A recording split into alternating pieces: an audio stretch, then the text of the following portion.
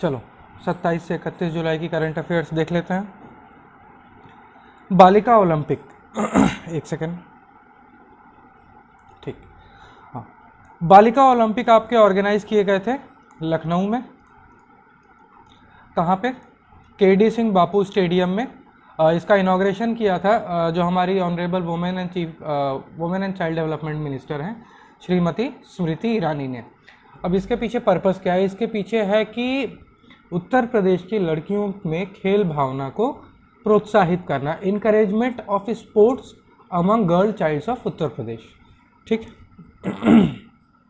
Next, काला नमक rice सुना होगा आपने। ये बेसिकली हमारे नॉर्दर्न बाउंड्रीज के अलॉन्ग किया जाता है, महाराजगंज, आपका श्रावस्ती, गोरखपुर वगैरह के आसपास। इंडिया और नेपाल में ये बड़ा फेमस है। इसको जीआई टैग भी मिला था 2012 में। अच्छा, जीआई टैग कितने साल के लिए वैलिड रहता है? 10 ईयर्स के लिए वैलिड रहता है ये। ठीक है, जीआई रजिस्ट्रार इसको इशू करता है, जो कि मिनिस्ट्री ऑफ कॉमर्स के अंडर में आता है। एक रीजन स्पेसिफिक ये होता है,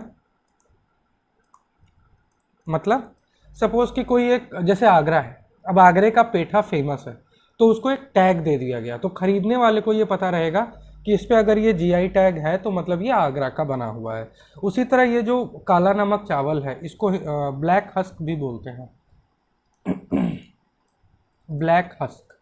ठीक है, ये बड़ा फेमस है, इसको जीआई टैग भी दिया गया था। मेजॉरिटी इंडिया में, नेपाल और इंडिया दोनों जगह होता है ये। गोरखपुर, बस्ती, बहराइच, बलरामपुर, गोंडा, ये मेजर डिस्ट्रिक्ट्स है जहाँ पे इनका प्रोडक्शन किया जाता है।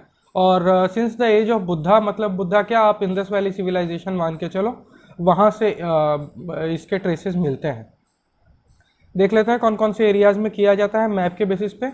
गोरखपुर, बस्ती, बहराइच, बलरामपुर, महाराजगंज, गोंडा। ठीक है, ये मेजर एरियाज हैं। इसके अलावा श्रावस्ती में भी होता है, सिद्धार्थनगर में भी होता है, कुशीनगर में भी होता है। अभी चंदौली में भी इसका प्लांटेशन स्टार्ट किया गया है काला नमक राइस का। ठीक है, नेक्स्ट, छत्रपति शिवाजी महाराज को डेडिकेट करते हुए एक म्यूजियम सेटअप किया जाएगा आपका आगरा में। वन लाइनर न्यूज है, कल्चर से रिलेटेड। नेक्स्ट, पोस्टर कैंपेन एक ऑर्गेनाइज किया गया था साइबर सिक्योरिटी पे कस्तूरबा गांधी विद्यालय में, डायरेक्टरेट ऑफ बेसिक एजुकेशन के द्वारा। अब ये पोस्टर कैंपेन होता क्या है? देखो, ये एक तरीके का कंपटीशन होता है। स्टूडेंट्स इसमें पार्टिसिपेट करते हैं, अलग अलग तरीके के पोस्टर्स बनाते हैं, एक टॉपिक दे दिया जाता है। जैसे ये वाला जो हुआ था, इसमें साइबर सिक्योरिटी था। तो अब इसके फ़ायदा क्या है? देखो, अगर तुमको पोस्टर बनाना है तो तुम साइबर सिक्योरिटी समझोगे, साइबर क्राइम क्या होता है, ऑनलाइन फ्रॉड्स वगैरह क्या होते हैं, जिससे अवेयरनेस ऑटोमेटिकली स्टूडेंट्स, बच्चों के अंदर में जनरेट होगी। ठीक है, थोड़ा सा कस्तूरबा गांधी विद्यालय समझ लो। देखो, रेसिडेंशियल स्कूल्स होते हैं ये,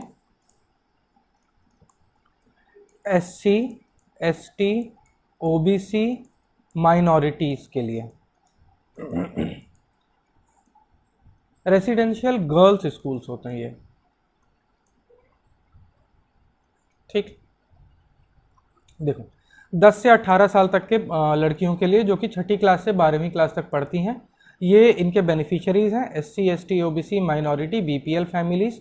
बेसिक पर्पज़ ये रहता है कि एटलीस्ट एक ब्लॉक में, और कम से कम एटलीस्ट एक एजुकेशनली बैकवर्ड ब्लॉक में, जो कि आइडेंटिफाई किए जाते हैं डिस्ट्रिक्ट अथॉरिटीज़ के द्वारा कि हाँ, इस ब्लॉक में शिक्षा का स्तर थोड़ा सा कम है क्योंकि बच्चे स्कूल नहीं जा पाते हैं, तो उनके लिए वहाँ पे खोला जाता है ये कस्तूरबा गांधी बालिका विद्यालय।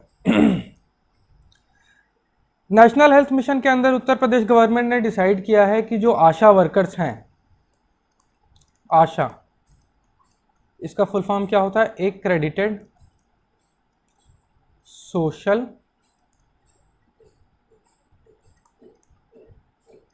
Health activist.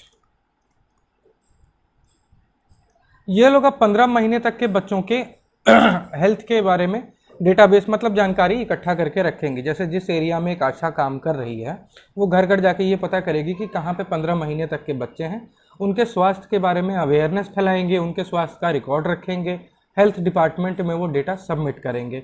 इससे गवर्नमेंट को ये फ़ायदा होगा कि उनको एक डेटाबेस मिलेगा और वो देख सकते हैं कि किस रीज़न में क्या, मतलब जैसे किसी रीज़न में क्या माल न्यूट्रिशन ज़्यादा है, ओवरवेट जा रहे हैं बच्चे, या अंडरवेट जा रहे हैं, या स्टंटिंग हो रही है, या एनीमिया आ रहा है फीमेल्स में। क्योंकि जब बच्चों की देखभाल करेंगे तो वो माँ के बारे में भी डेटा इकट्ठा करेंगी। और आशा वर्कर्स को अभी थोड़े ही टाइम में टैबलेट भी प्रोवाइड किया जाएगा। लगभग टैबलेट तो प्रोवाइड करना शुरू हो गया है धीरे धीरे। जितने भी आशा वर्कर्स हैं they will be equipped with tablets, जिस पे इनको डेटा अपलोड करना पड़ेगा। ठीक है। अब आशा होती कौन है? जिस एरिया से आशा का सिलेक्शन किया जाता है वो उसी एरिया की लोकल होती है। मैरिड, सिंगल, विडो कुछ भी हो सकती है। एज आपका 25 से 45 साल तक के बीच में होता है, कम ज़्यादा भी हो जाता है, कई जगह एक्सेप्शंस है। और मिनिमम 10वीं क्लास तक वो पढ़ी हुई हो कि बेसिक डेटा आपका इकट्ठा कर सके और दे सके। अब इनका फंक्शन क्या क्या होता है? देखो, काउंसलिंग करना फंक्शन होता है, कम्युनिटी सेंसिटाइजेशन, मतलब ये देख लेना डिसीज, बीमारियों से रिलेटेड जानकारियाँ वगैरह देती हैं, वैक्सीन वगैरह के बारे में जागरूकता फैलाती हैं। हेल्थ सेंटर पे वैक्सीन वगैरह भी लगाए जाते हैं बच्चों को, आंगनबाड़ी सेंटर वगैरह पे। ठीक है। Integrated child and development scheme जो है गवर्नमेंट की, ICDS, ठीक है, इसमें भी ये ऑपरेट करती हैं। Central institute of petrochemical engineering और टेक्नोलॉजी ये वाराणसी में खोला जा रहा है। बाई एंड लार्ज 2024 के पहले इसका inauguration most expectedly honourable prime minister करेंगे। One liner news. हाँ, सेंट्रल गवर्नमेंट की तरफ से एक एलिगेशन आया है कि यूपी गवर्नमेंट ने फॉरेस्ट कैंपा फंड्स का इस्तेमाल रेगुलर ट्रीज को लगाने में किया। देखो, कैंपा क्या होता है ना कैंपा कंपेंसेटरी फॉरेस्टेशन के लिए है, कंपेंसेटरी एफॉरेस्टेशन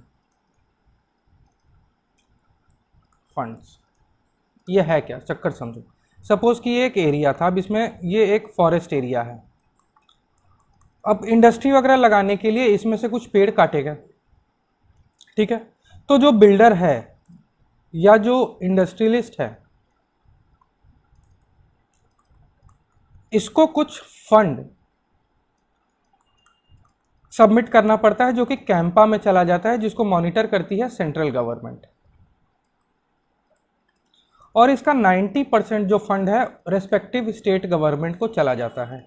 मतलब सपोज कि उत्तर प्रदेश के किसी बहराइच में पेड़ वगैरह काटे गए फॉरेस्ट से, तो उसके लिए उसने जो आप पेनाल्टी कह लो या फाइन कह लो, कुछ भी कह लो, वो सबमिट कर दिया कैंपा में।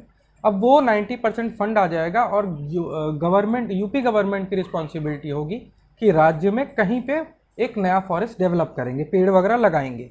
अब इसमें कुछ नियम कानून होते हैं, जैसे कि आप अब स्ट्रीट साइड प्लांटेशन के लिए नहीं यूज़ कर सकते, या टेरिस, मान लो कि अब बिल्डिंग्स के ऊपर अब आजकल चल रहा है ना कि ग्रीनरी आप इंक्रीज करो, उसके लिए नहीं कर सकते।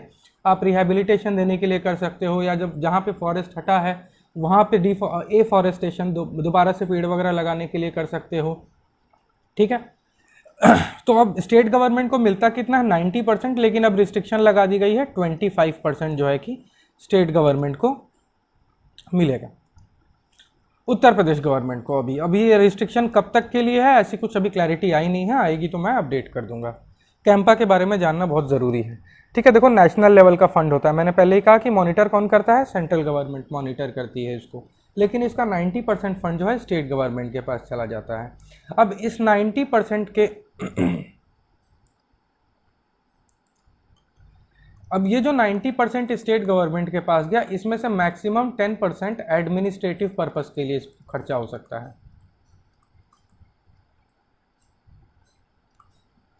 ठीक है।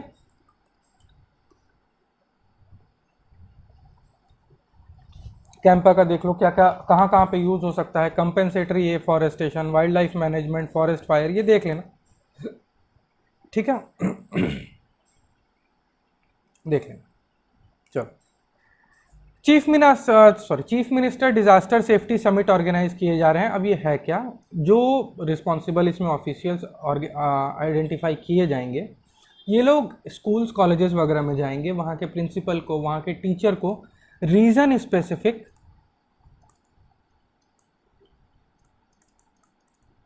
डिजास्टर्स के बारे में अवेयर करेंगे। तो ये एक अवेयरनेस ड्राइव है।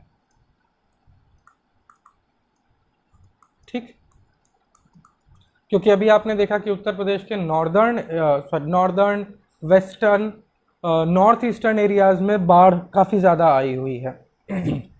जैसे ये यूपी है, अगर ये यूपी का नॉर्दर्न बॉर्डर है जो इधर ये नेपाल हो गया तुम्हारा, अगर मैं यहाँ से डिवाइड कर दूँ, इसको नॉर्थ वेस्टर्न बोल दूँ, इसको नॉर्दर्न बोल दूँ, इसको नॉर्थ ईस्टर्न बोल दूँ, तो इधर बाढ़ का पानी काफ़ी ज़्यादा आया हुआ है। तो रीज़न स्पेसिफिक क्या क्या स्टेप्स लिए जाने चाहिए, फर्स्ट स्टेप क्या होना चाहिए, किसी भी डिज़ास्टर के केस में पॉइंट ऑफ कांटेक्ट क्या होना चाहिए, तो इसके बारे में अवेयरनेस क्रिएट करेंगे। जब प्रिंसिपल्स को, टीचर्स को पता चलेगा तो वो बच्चों में जाएगा अवेयरनेस, फिर धीरे धीरे कम्युनिटी सेंसिटाइज होगी, फिर वहाँ पे जाके डिस्कशन करेंगे तो कुछ उनको इनपुट्स भी मिलेंगे। ठीक, हिंडन नदी के बारे में हमने पिछली वीडियोस में देखा था कि नोएडा के आसपास बाढ़ से बहुत बुरे तरीके से तबाही मचा रही है। अब इसी तरह आपकी राप्ती रवि है जो कि गंगा की एक ट्रिब्यूटरी है। हिंडन किसकी ट्रिब्यूटरी है? यमुना की। और राप्ती किसकी ट्रिब्यूटरी है? गंगा की। तो ये श्रावस्ती में अभी काफ़ी बाढ़ का पानी भर गया है। एक बार ये देख लो, राप्ती जो है आती नेपाल से है, इसकी एक ट्रिब्यूटरी है रोहिणी नदी। ये देखो रोहिणी नदी है। गोरखपुर के पास थोड़ा सा आगे जाके ये घाघरा से मिल जाती है, और घाघरा फिर आगे जाके छपरा में गंगा से मिल जाती है। तो हम ये भी कह सकते हैं कि ये जो राप्ती नदी है ये घाघरा की ट्रिब्यूटरी है। वैसे डायरेक्टली अगर इनडायरेक्टली ये गंगा की ही ट्रिब्यूटरी है। ठीक है, क्योंकि घाघरा भी जाके गंगा से ही मिलता है। तो वो ऑप्शंस पे डिपेंड करेगा आपका क्या ऑप्शन बनता है इसमें। ठीक है, इम्पॉर्टेंट एरियाज जहाँ पे कि ये फ्लो करते डिस्ट्रिक्ट्स: श्रावस्ती, बलरामपुर, सिद्धार्थनगर, महाराजगंज, गोरखपुर, संत कबीर नगर, बस्ती, देवरिया से फुल नहीं फ्लो करती है, गोरखपुर से थोड़ा सा आगे जाके ये मिल जाती है घाघरा नदी से as a left bank tributary. ठीक है, एक ये लेफ्ट बैंक ट्रिब्यूटरी है, left bank tributary left side से ज्वाइन करती है, नेपाल से आ रही है। श्रावस्ती में अभी बाढ़ का पानी काफ़ी ज़्यादा भरा हुआ है राप्ती की वजह से। अच्छा, ये रिवर ना बड़ा अपना मिएंडरिंग के लिए फेमस है, ये ऐसे ऐसे ऐसे ऐसे करके फ्लो करती है। ठीक है, तो ये सब ये जो बीच का एरिया देख रहे हो ना, ये इसका पूरा फ्लड प्लेन बन जाता है। अब एक रिवर तो है जो कि थोड़ा स्ट्रेट फ्लो कर रही है। ठीक है, सपोज ये रिवर है, ये सीधे फ्लो कर रही है, कि इसकी ना मिएंडरिंग की टेंडेंसी बहुत ज़्यादा है। जब मिएंडरिंग का मतलब समझो कि अपने रास्ते से भटक के इधर उधर ऐसे ऐसे फ्लो करती रहती है। ठीक है, जिसकी वजह से इसका फ्लड प्लेन, जो एरिया, फ्लड प्लेन क्या होता है? जिस एरिया को रिवर ड्रेन करती है, जहाँ तक बाढ़ का पानी आता है। तो ये राप्ती का बहुत बड़ा एरिया होता है। One liner news again, Jama Masjid railway station Agra में है, इसका नाम बदल के मनकामेश्वर स्टेशन कर दिया गया था। मनकामेश्वर अभी आपका न्यूज़ में भी था, क्योंकि ऑल वुमेन कांवड़ यात्रा यहाँ से निकली थी। हाँ, ये पिछली वीडियो में डिस्कस किया हुआ है। नेक्स्ट देखो, मार्केट में बाजार प्रमुख अपॉइंट किए जाएंगे। जो इम्पोर्टेंट मार्केट्स वगैरह होंगे वहाँ पे बाजार प्रमुख किए जाएंगे। ये एक फैसिलिटेटर का काम करेंगे गवर्नमेंट और ट्रेडर लॉबी के बीच में। ठीक है, एक बाइलेटरल डायलॉग होगा कि गवर्नमेंट अपनी प्रॉब्लम इनको बता सके, ट्रेडर लॉबी अपनी प्रॉब्लम गवर्नमेंट को बता सके। ठीक है, तो एक साइक्लिक कन्वर्सेशन चलता रहेगा। ईज ऑफ डूइंग बिजनेस में ये आप इसको डाल सकते हो।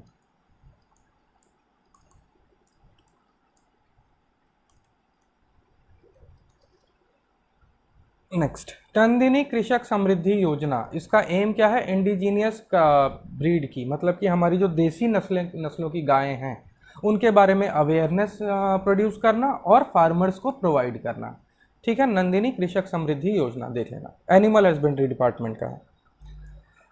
पर्सन इन न्यूज़ है मिस्टर आशीष गोयल हैं, इनको Uttar Pradesh power corporation limited का चेयरमैन अपॉइंट किया गया है।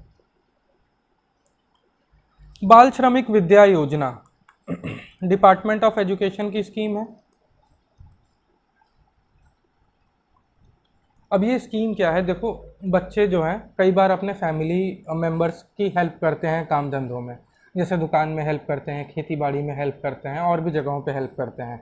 अब चाइल्ड लेबर एक्ट जो है वो इसको अलाउ करता है कि अगर आप फैमिली रन इंटरप्राइजेज में या ऑडियो विजुअल इंडस्ट्री जैसे बॉलीवुड वगैरह हो गया उसमें आप काम कर सकते हैं सर्कस को छोड़ के, और हजार्डस कोई भी ऐसा ऑक्यूपेशन जिससे किसी प्रकार के नुकसान का खतरा हो उसमें काम नहीं कर सकते, बाकी आप काम कर सकते हैं। तो चाइल्ड लेबर पे प्रोहिबिशन नहीं है अगर अपने घर के इंटरप्राइजेज में या कुछ स्पेसिफाइड इंडस्ट्रीज में काम करता है तो। पर प्रॉब्लम शुरू होती है जब वो अपना स्कूल वगैरह छोड़ के काम करना शुरू करते हैं। तो यूपी गवर्नमेंट ने इसके लिए क्या कहा है कि इनको 1200 रुपये इन बच्चों को मंथली स्टाइपेंड दिया जाएगा। इसके अलावा बच्चों को 6,000 रुपये का कैश प्राइज दिया जाएगा। जैसे 8वीं कंप्लीट करी तो 6,000 मिलेंगे, 9वीं कंप्लीट करी तो 6,000 मिलेंगे, 10वीं कंप्लीट करी तो 6,000 मिलेंगे। तो गवर्नमेंट ये नहीं कह रही है कि आप अपने फैमिली को सपोर्ट मत करो, आप बिल्कुल करिए, लेकिन साथ साथ अपनी पढ़ाई भी चालू रखिए। और जो इनकम का लॉस हो रहा है अब पूरा तो कवर नहीं कर सकते, लेकिन एक स्टाइपेंड आपको प्रोवाइड किया जाएगा। ठीक है,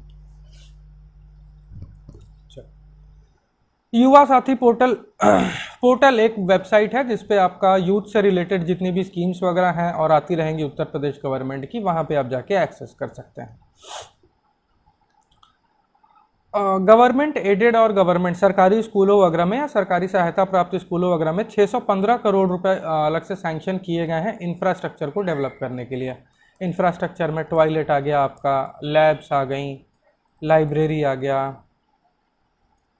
प्लेग्राउंड हो गया, क्लासरूम्स वगैरह हो गए, बेंचेस हो गए। ठीक है, ठीक। खेलो इंडिया सेंटर ये पूरे देश में इस्टेब्लिश किए जाएंगे। खेलो इंडिया सेंटर्स में क्या है कि लोकल स्पोर्ट्स पर्सन्स को ट्रेनिंग देना, उनको इनकरेजमेंट करना, उनको एक प्लेटफॉर्म देना, स्पोर्ट्स को बढ़ाने के लिए ये किया जा रहा है। टोटल 1000 सेंटर्स खोले जाएंगे ऑल ओवर इंडिया, जिसमें से 69 आपका उत्तर प्रदेश में खोले जाएंगे। इनका मैनेजमेंट कैसे होगा? जो चैंपियन एथलीट्स हैं जो कि अभी सर्विस में नहीं है वो फ्रेंचाइजी ले सकते हैं, फ्रेंचाइजी का या उनको जिम्मेदारी दी जाएगी और उनको 5 लाख रुपया सालाना एक अमाउंट दे दिया जाएगा। हर साल ये दिया जाएगा मेंटेनेंस वगैरह के लिए, बाकी आप अपना थोड़ा मोड़ा फीस वगैरह लेके, स्पॉन्सरशिप वगैरह लेके उसको मेंटेन करिए।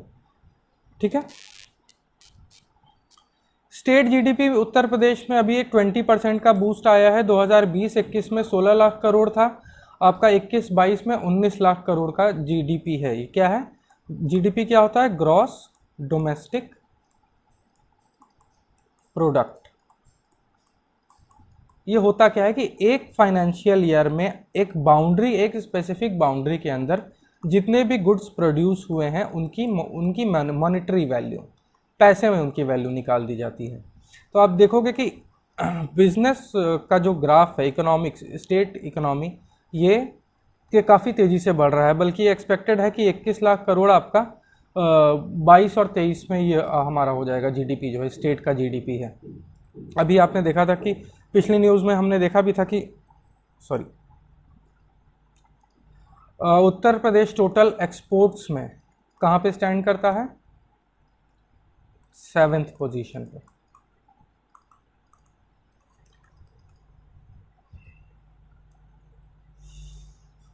हाँ, जैसे आधार कार्ड दिया जा रहा है, अगली न्यूज़ है ये, जैसे आधार कार्ड दिया जा रहा है वैसे उत्तर प्रदेश के हर स्टूडेंट को एक यूनिक आईडी इशू किया जाएगा। इससे गवर्नमेंट को हेल्प मिलेगी डेटा मैनेज करने में, स्टूडेंट्स को आइडेंटिफाई करने में, बेनिफिट्स वगैरह उन तक पहुंचाने में। ठीक है, अभी मतलब कितने डिजिट का होगा, क्या इसके अंदर की और डिटेल्स होंगी, ये भी धीरे धीरे आएंगी।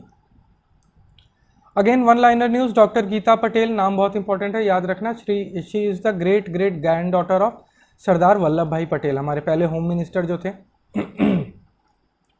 वो उत्तर प्रदेश में इन्वेस्ट कर रही हैं and her firm will be developing cancer medicine. Again one liner, Jurassic park आपका जनेश्वर मिश्रा पार्क लखनऊ में स्टैब्लिश किया जा रहा है। मिलेट फार्मिंग को प्रमोट करने के लिए अब हर डिस्ट्रिक्ट में लगभग 200 टीचर्स हैं, आइडेंटिफाई किए जाएंगे। उनको मिलेट्स के बारे में इंफॉर्मेशन दी जाएगी, किस तरीके की मिट्टी में ये उगता है, कितना पानी चाहिए, इसके क्या क्या फ़ायदे हैं, इसको कहाँ कहाँ बेचा जा सकता है, एक्सपोर्ट की क्या क्या फैसिलिटीज़ हैं, गवर्नमेंट क्या क्या सब्सिडी या कोई भी फैसिलिटी सुविधा प्रोवाइड करती है। ठीक है, तो ये टीचर्स को इसके बारे में इंफॉर्मेशन दी जाएगी। फिर इनका पर्पस होगा अपने एरिया के फार्मर्स में, लोगों के में, व्यापारियों में मिलेट्स के प्रति इंफॉर्मेशन को बढ़ाना। मिलेट को नाम क्या दिया था श्री नरेंद्र मोदी जी ने? श्री अन्न। इसको हिंदी में ना मोटा अनाज भी बोलते हैं। एक मेन क्रॉप थी ये इंडस वैली सिविलाइजेशन की।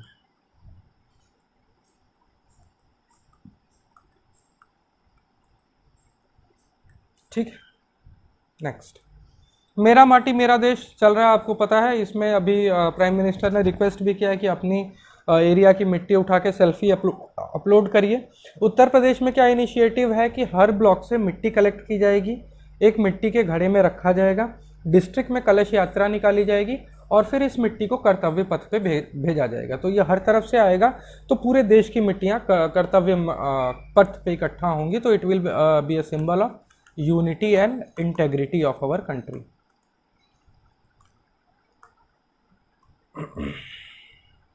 ठीक है, मेरा माटी मेरा देश। Chief minister command centre establish किए जाएंगे। जितनी भी स्कीम्स वगैरह गवर्नमेंट की चल रही हैं, जितने भी प्रोजेक्ट्स वगैरह चल रही हैं, उनकी मॉनिटरिंग करने के लिए। इसके अलावा एक single point grievance redressal portal की तरह काम करेगा। ये डायरेक्टली चीफ मिनिस्टर के अंडर में रहेगा, जिससे बेहतर तरीके से मॉनिटरिंग की जा सकेगी। Hand transplant, cadaver hand transplant अब उत्तर प्रदेश में स्टार्ट किया जाएगा। स्कीम ये चल रही है कि जो ब्रेन डेड पेशेंट्स हैं वो लोग डोनेट कर सकते हैं, और जिनके हाथ नहीं है, किसी एक्सीडेंट में चले गए, बिजली का करंट लगने की वजह से चल गए या किसी भी कारण से कट गए, तो वो ट्रांसप्लांट किया जा सकता है। उनको हैंड्स प्रोवाइड किए जाते हैं, वहाँ पे स्टिच कर दिया जाएगा हैंड्स को। रूरल टूरिज्म डेवलप करना है, हमने पहले भी डिस्कस किया है। इसके लिए 1000 गाँवों को सेलेक्ट किया जाएगा टूरिस्ट स्पॉट्स बनाने के लिए। अब एक इस पे आया है कि अगर आप इन रूरल एरियाज़ में 5 कमरे तक का होटल खोलते हो तो आपको 25% की सब्सिडी दी जाएगी। अच्छा, 5 कमरे तक का होटल माइक्रो इंटरप्राइज ही होगा, माइक्रो ही होगा ना? ठीक है, तो ये भी हम कह सकते हैं कि उत्तर प्रदेश में लघु उद्योग को बढ़ावा देने के लिए भी इस पे फोकस किया जा रहा है। ठीक, भागीदारी उत्सव, ये एक आपका अगेन अवेयरनेस कैंपेन होगा। इसमें जो मार्जिनलाइज सेक्शन है, मतलब SC, ST, OBC, BPL families वगैरह, इनके लिए क्या क्या हमें करना चाहिए, इनकी पोजीशन अभी क्या है और इनको कैसे अपलिफ्ट कर सकते हैं, मेन स्ट्रीम सोसाइटी में कैसे लेके आ सकते हैं। ठीक है, तो हाँ, इसके बारे में डिस्कशन किया जाएगा। टाइगर पॉपुलेशन में आपका 18% ग्रोथ आया है। मतलब जितने भी हम देखो, ऐसा है कि 2018 में हमारे यहाँ पे टाइगर्स कितने थे? 173। अभी जो लेटेस्ट आया है इसके हिसाब से 205 टाइगर्स हैं उत्तर प्रदेश में। ग्रोथ आया सबसे ज़्यादा आपका ग्रोथ। दुधवा जो टाइगर, दुधवा टाइगर रिजर्व जो है वो जिम कॉर्बेट के बाद ऑल ओवर इंडिया चौथे नंबर पे है। ये भी बता दूं कि 75% of world tigers are in India, और सबसे ज़्यादा टाइगर आपके अभी मध्य प्रदेश में है। पार्क वाइज देखें तो जिम कॉर्बेट में सबसे ज़्यादा हैं, 290 टाइगर्स हैं। बांदीपुर में 150 और नागरहोल में 141 टाइगर्स हैं। दुधवा टाइगर रिजर्व में कितने हैं? 135, और ये चौथे नंबर पे आता है। ठीक है, तो ये थी ये करंट अफेयर्स। बाकी का नेक्स्ट वीडियो में देखते हैं। PDF डाउनलोड कर लेना। ठीक, थैंक यू।